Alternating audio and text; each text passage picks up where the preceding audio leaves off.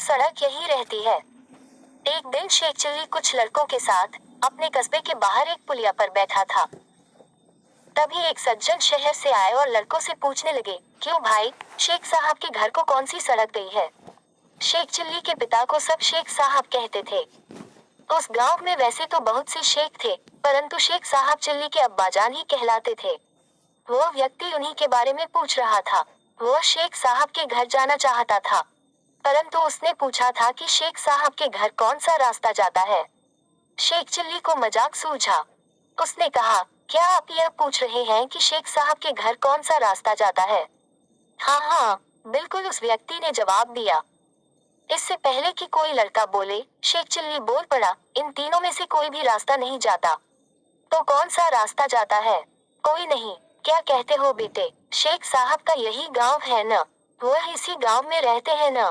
हाँ, रहते तो इसी गांव में हैं। मैं यही तो पूछ रहा हूँ कि कौन सा रास्ता उनके घर तक जाएगा। साहब, घर तक तो आप जाएंगे। शेख चिल्ली ने उत्तर दिया, यह सड़क और रास्ते यही रहते हैं और यही पड़े रहेंगे। ये कहीं नहीं जाते। ये बेचारे तो चल ही नहीं सकते।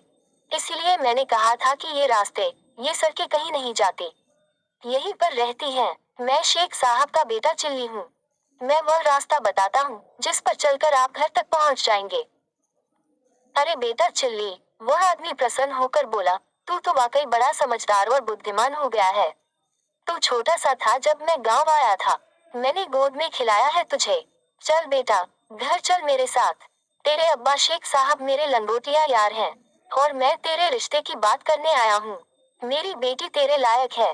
तुम दोनों की जोड़ी अच्छी रहेगी। अब तो मैं तुम दोनों की सगाई करके ही जाऊंगा। शेख चिल्ली उस सज्जन के साथ हो लिया और अपने घर ले गया। आगे चलकर वह सज्जन शेख चिल्ली के ससुर बन गए।